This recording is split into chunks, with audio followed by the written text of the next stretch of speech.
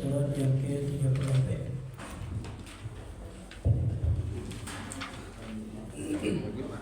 Halaman 428.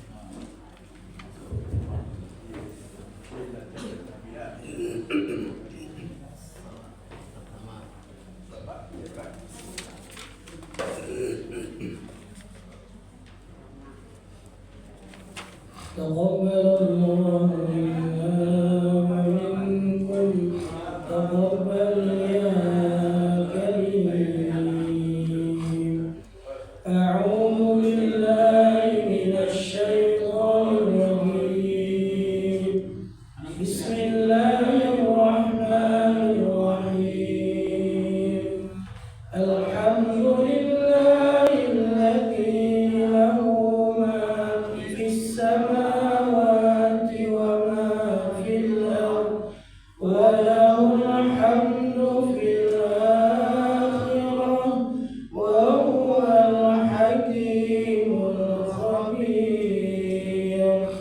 يعلم ما يلج في الأرض وما يخرج منها وما ينزل من السماء وما يعرج فيها وهو الرحيم الغفور.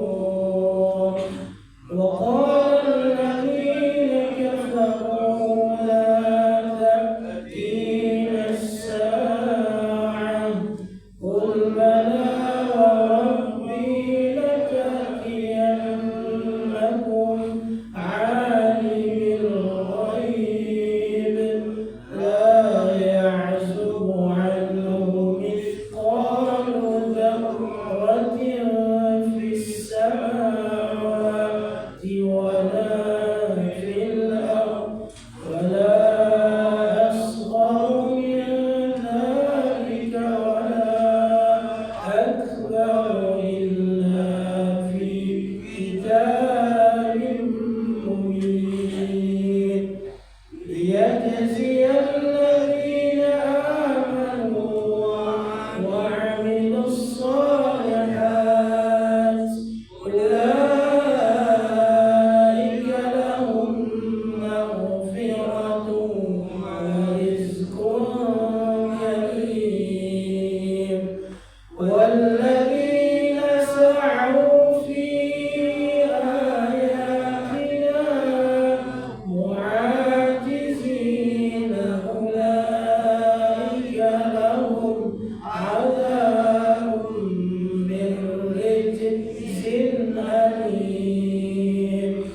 ويرى الذين أوتوا العلم الذي أنزل إليك من ربك هو الحق ويهدي إلى صراط العزيز الحميد.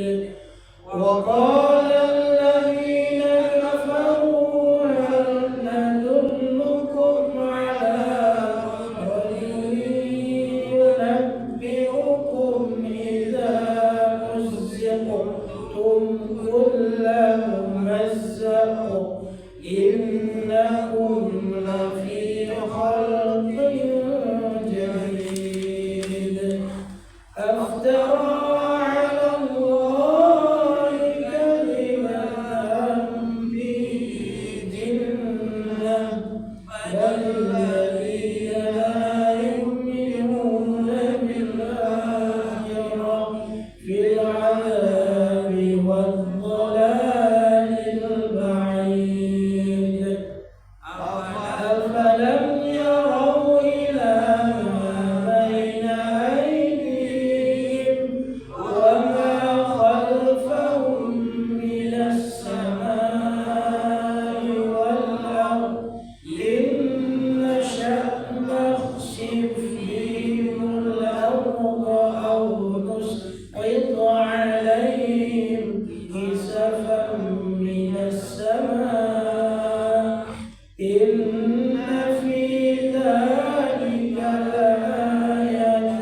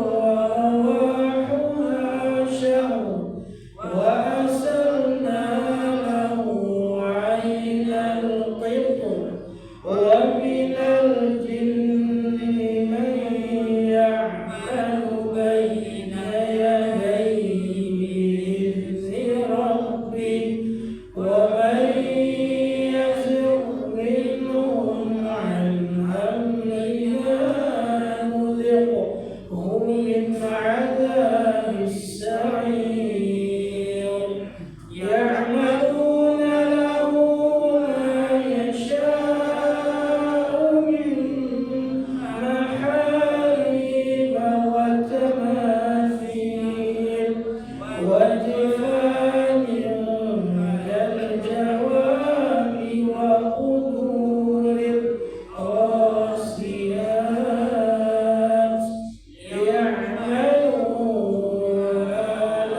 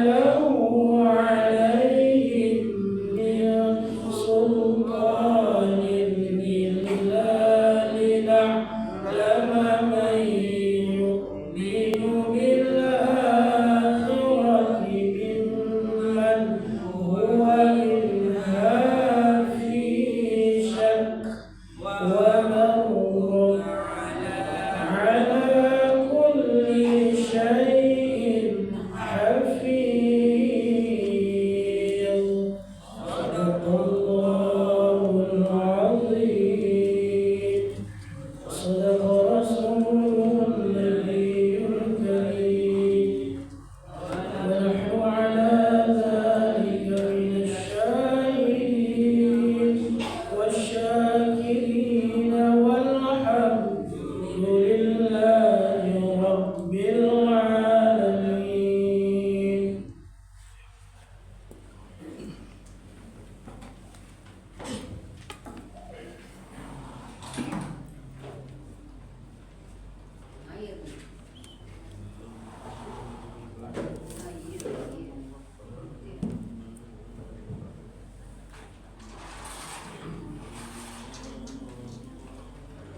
Assalamualaikum.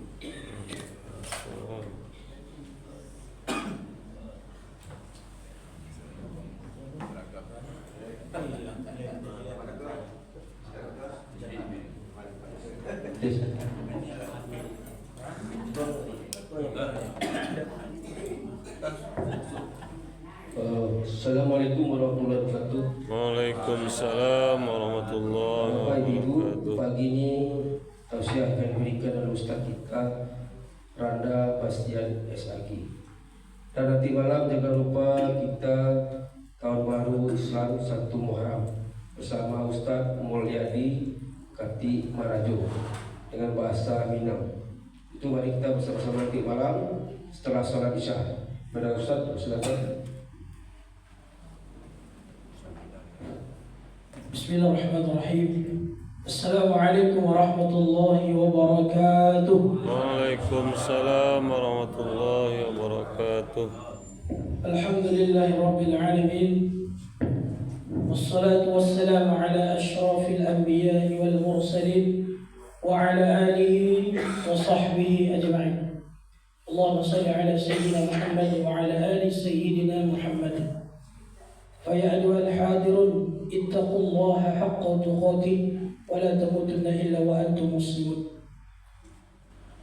Bapak Ibu jemaah yang dimuliakan Allah Subhanahu wa taala, ya pada kesempatan kali ini izinkan kami sedikit menguraikan atau mengupas secara kajian lughawi, secara bahasa Arab atau secara linguistik dalam menafsirkan ayat Al-Qur'an.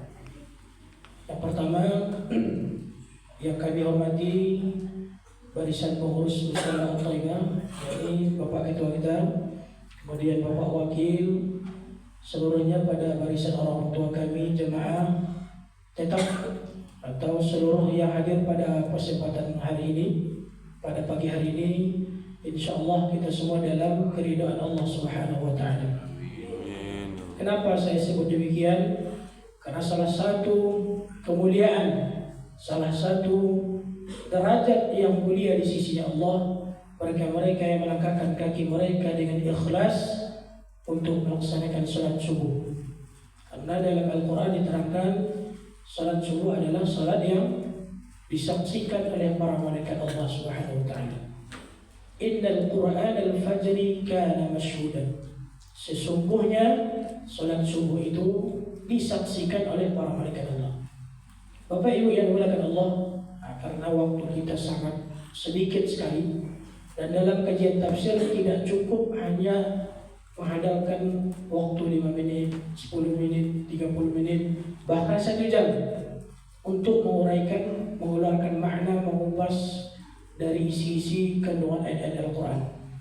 Tapi dengan keterbatasan kami, insyaAllah kami akan percepat, kami akan persingkat inti-intinya saja, poin-poin yang akan kami sampaikan dalam kajian tafsir ini.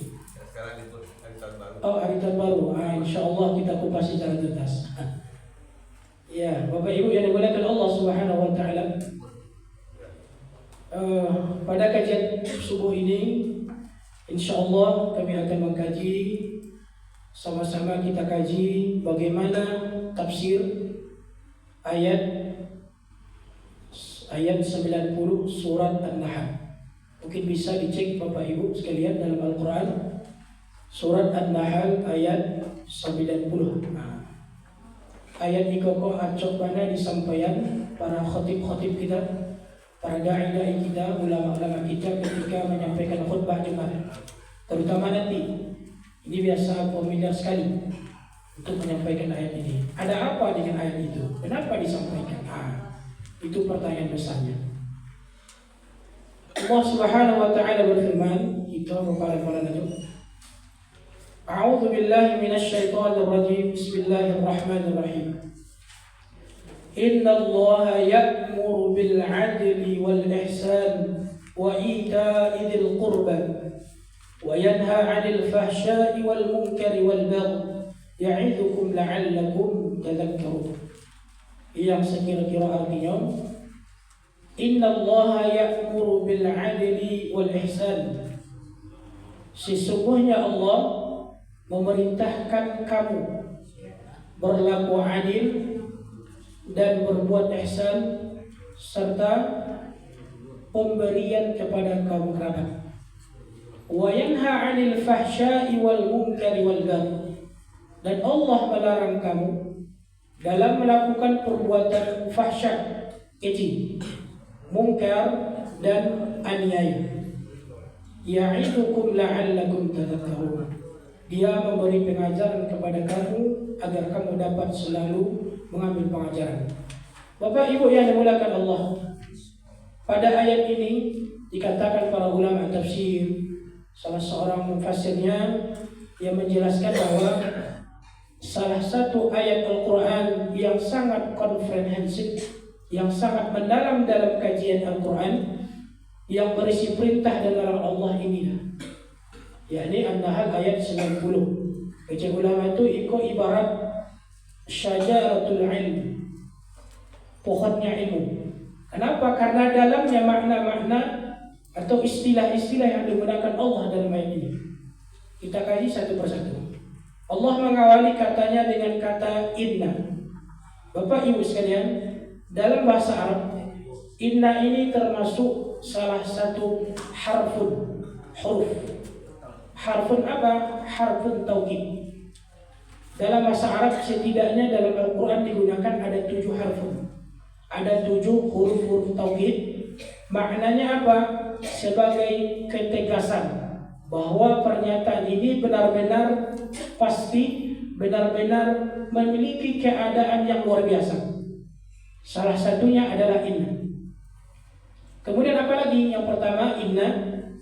Kalau ibu nampak inna dalam Al-Quran pasti itu huruf taukid untuk penegasan. Yang kedua in. Yang kedua anna, bukan ini. Yang pertama inna, yang kedua in. Inna, kemudian anna, yang ketiga la atau la ibtidah. La ibtidah pun disebut dengan lam pendahuluan atau lam taukid juga. Banyak ayat-ayat Al-Quran yang menerangkan hal itu. Yang keempat ada namanya huruf taukid qad. Ketika ada muncul qad aflahal mu'minun. Qad sebagai penegasan. Iko tidak sembarang ayat. Iko sebuah penegasan orang-orang mukmin itu berada dalam keberuntungan. Berikutnya ada yang namanya huruf taukid itu la. La kok disebut la ibtidah juga. Kemudian berikutnya adalah huruf taukid itu disebut sebagai, sama tahu ya, coba cari kitabnya dulu, kadang lupa-lupa.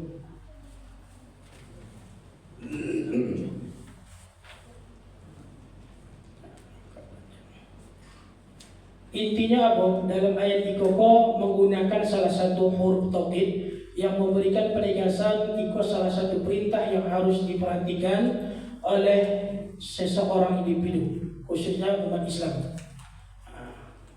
Berikutnya Allah Subhanahu wa taala menerangkan innallaha ya'muru bil 'adl. Sesungguhnya Allah memerintahkan kamu untuk berlaku adil. Kata ya'muru di sini adalah fi'il mudhari'. Betul kan? Kalau kajian kita terjemah sama Ustaz Pedra, pastilah dipelajari. Ada fi'il madhi, ada fi'il mudhari', ada fi'il amal. Kalau ikoko posisinya fi'il mudhari'. Maknanya apa? Kata kerja yang sedang dilakukan atau kata kerja yang akan datang. Artinya apa? Ayat ikoko menerangkan iko bukan hanya terjadi diperintahkan Allah di zaman Rasul, tetapi sampai kini masih eksis, masih harus kita pahami, masih harus selalu kita amalkan. Apa perintah Allah itu? Bil adli, berbuat adil.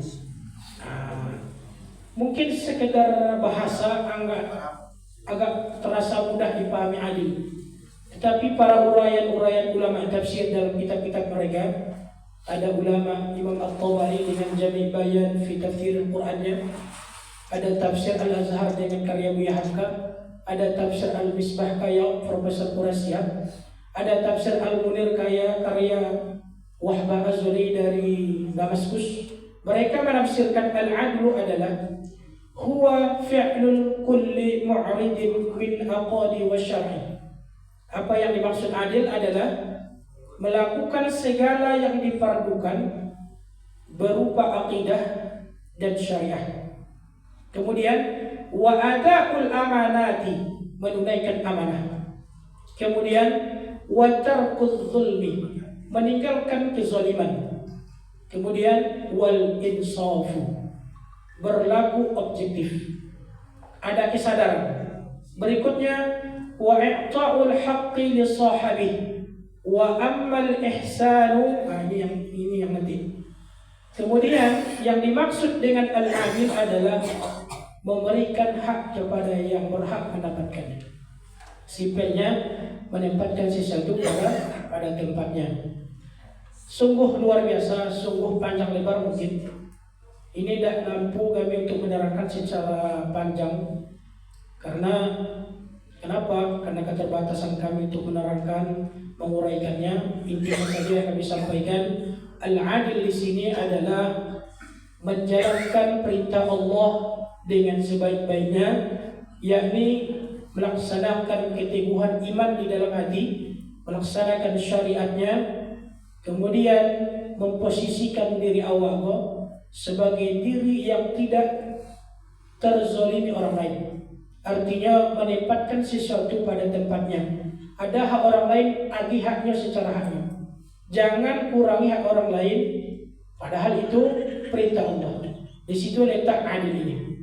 Jadi perintah pertama dalam ayat ini sebetulnya ada 3 perintah, kemudian ada 3 larangan di ayat ini. Nah, itu alasan para ulama kenapa ayat ini termasuk ayat yang komprehensif, ayat yang begitu dalam, luas untuk umat Islam. Ya. Berikutnya apa yang diperintahkan Allah setelah adil wal ihsan. Al-ihsan ini menurut Buya Hamka dalam tafsirnya ia terangkan kemurahan hati. Maksudnya mengandung 2 makna. Yang pertama, mempertinggi mutu amalan, berbuat baik lebih baik daripada yang sudah-sudah. Misal kecek Buya Hamka, ketika kalian membantu orang lain atau meminjam piti orang lain, ingin mengembalikan uang itu tidak sama persis dong. Misal awak pinjam 500, kembalikan uang itu 500, itu tuh masih kategori adil, masih kategori adil.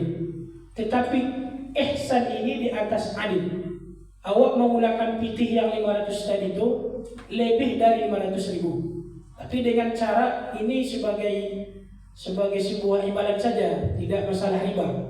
Itulah yang disebut ihsan, berbuat baik kepada orang lain dengan sebaik-baiknya.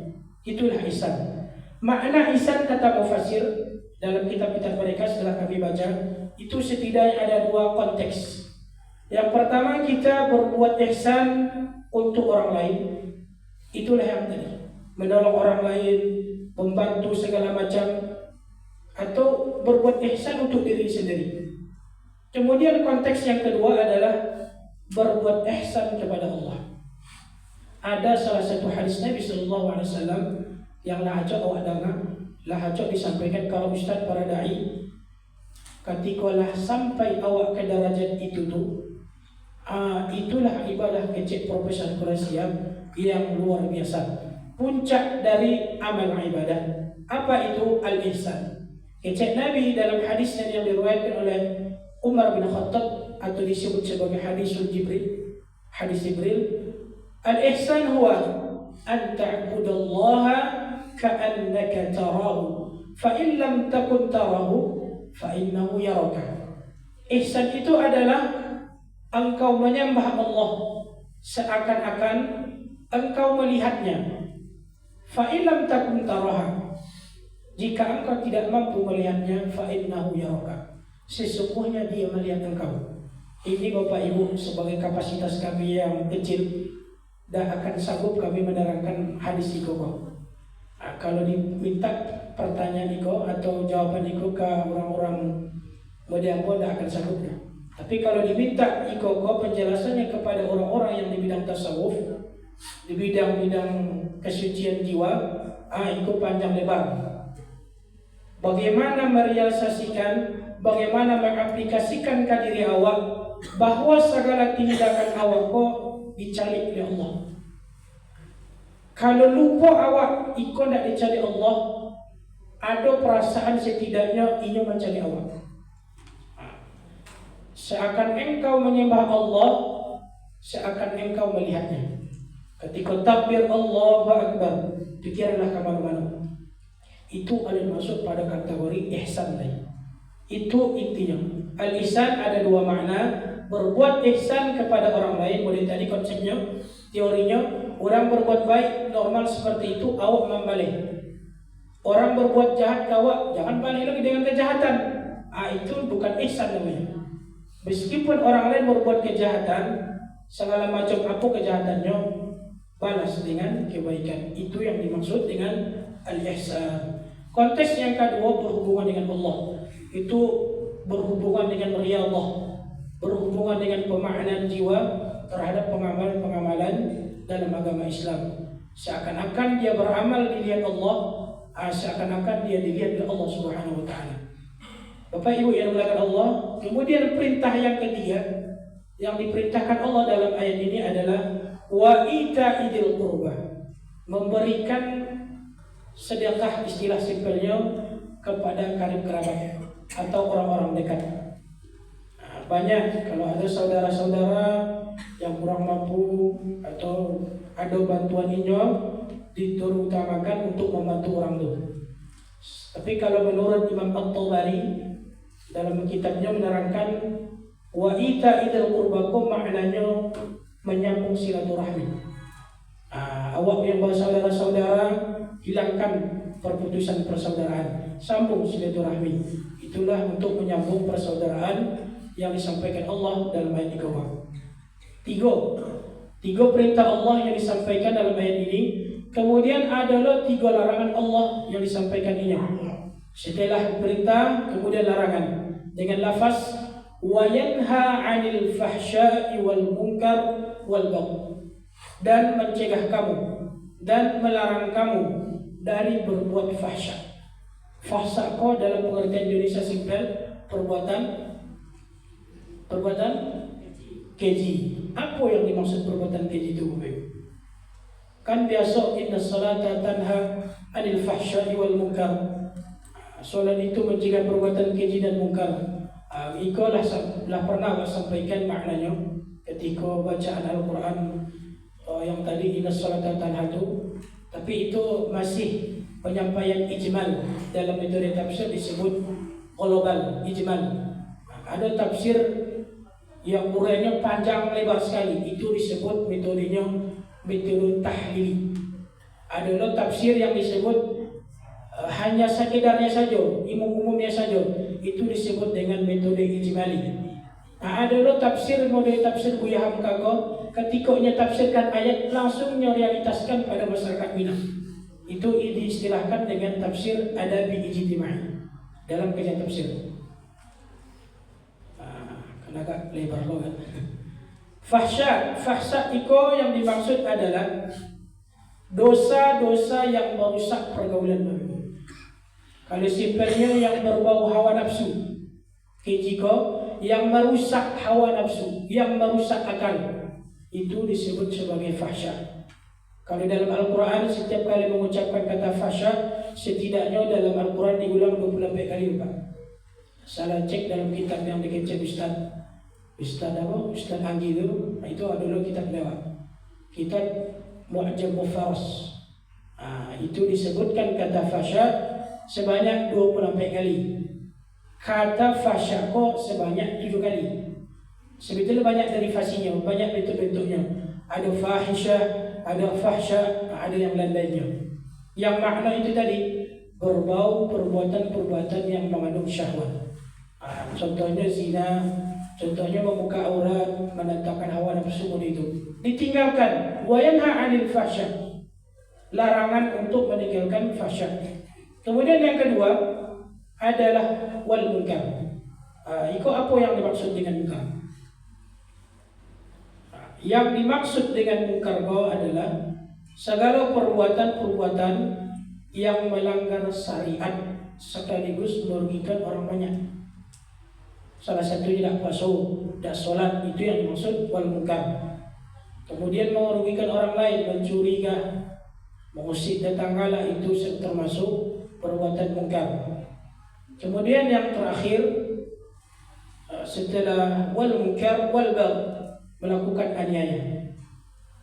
Itu sebetulnya panjang lebar diterangkan Quraisy dalam tafsirnya. Bisa Bapak Ibu membacanya karena tafsirnya berbahasa lisan. Salah satu tafsir yang berbahasa Indonesia ada dua di Indonesia. Ada tafsir Al-Misbah karangan Profesor Quraisy, ada tafsir Buya Hamka yang agak panjang penjelasannya. Yang dimaksud dengan aniaya ikoko mengambil hak orang lain, menganiaya, menzalimi orang lain. Itu tidak boleh kata Allah Subhanahu wa taala ketika ingin untuk mendapatkan kehidupan bahagia. Ia nampaknya bahagia di dunia, banyak harta, banyak mobil, banyak istri lagi. Tapi kebahagiaannya hanya bersifat sementara. Kata Allah, bahkan orang kafir pun diberi kehidupan yang sementara, kebahagiaan sementara, kemudian ditariknya ke dalam neraka. Fa umatti'uhu ila 'adzabin nar. Jadi salah satu larangan yang perlu tanamkan dalam setiap diri awak, mencari diri awak, agar tak awak menzalim orang lain. Kalau urusannya telah menzalim orang lain, tak cukup hanya bertaubat kepada Allah dan Rasul. Tak cukup hanya mandi taubat, salat sunat taubat, kalaulah berurusan sama orang lain. Kecil para ulama tak diterima taubatnya, ia terima taubatnya hanya pada Allah memaafkan. Tapi yang manusia kok ada tentunya maafkan. Jadi ada dua cara untuk taubat tu. Ada taubat langsung kepada Allah, ada taubat atau meminta maaf kepada orang yang telah awak zalimi itu. Itulah tiga larangan dan sekaligus tiga perintah Allah Subhanahu wa taala yang menjadi tekanan. Kalau dicari-cari ayat itu kok tidak ada objeknya Bapak Ibu. Berbuat ihsan dari tidak ada objeknya untuk dari segi apa, berbuat adil pun tidak ada objeknya dari segi apa. Jadi istilah para ulama itu menandakan segala umum, segala bidang. Awak harus adil di segala bidang, bidang hukum kah, bidang sosial kah, bidang dakwah kah, bidang permasjidan, permusolaan. Itu harus adil, harus ihsan, dan kemudian harus suka bersedekah atau menyambung tali silaturahim. Setelah itu ada larangan yang tadi. Itu harus ditanamkan. Itulah kenapa kecil para ulama ikokol ayat yang dinamakan orang tu disebut dengan syajaratul ilmi. Kecil ulama itu iko adalah pohon pengetahuan.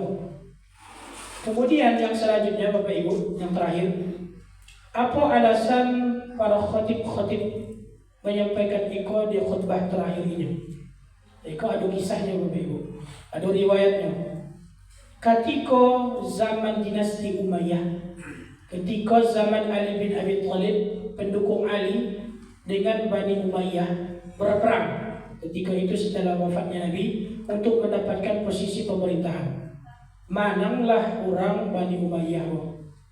Setelah orang itu manang yang dinamakan dinasti Umayyah, setiap kali naik khatib di masjid-masjid, mereka pasti mencaci maki Ali bin Abi Thalib, melaknat.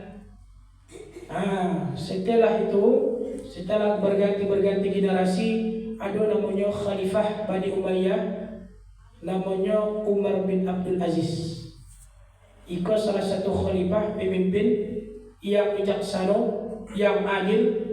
Ini membuat keadilan itu mengganti caci-cacian maki orang yang sesudahnya itu dengan ayat Iko.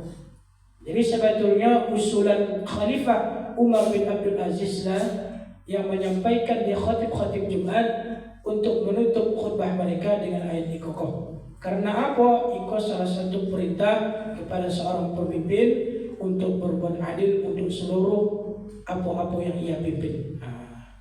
Itulah maksudnya. Aku ada khatib membaca aku maksud aku jawabannya. Karena usulan dari Khalifah Umar bin Abdul Aziz yang sebelumnya mereka tutup dengan melaknat Ali bin Abi Thalib. Ditukar dengan itu. Inna Allah ya'murukum bil 'adli wal ihsan wa ita'i dzil qurba wa yanha 'anil fahsya wal munkar wal baghi ya'idukum la'allakum tadhakkarun. Mungkin itulah yang dapat kami sampaikan Bapak Ibu. Sebetulnya dalam kajian awal konsepnya lawak buat itu 6 halaman. Tak mungkin awak uraikan satu persatu agak lama bego. Karena mengingat waktu kami cukupkan saja pada kesempatan kali ini. Kalau ada kesempatan lain nanti kita kupas kembali atau kajian-kajian yang lain. Kalau ada pertanyaan boleh. Aduh Bapak Ibu, kalau ada kita tutup saja. Kita tutup dengan baca doa kafaratul majlis. Subhanakallahumma wa bihamdika asyhadu an la ilaha illa anta astaghfiruka wa atubu ilaik. Akhirul kalam. Assalamualaikum warahmatullahi wabarakatuh. Waalaikumsalam warahmatullahi wabarakatuh.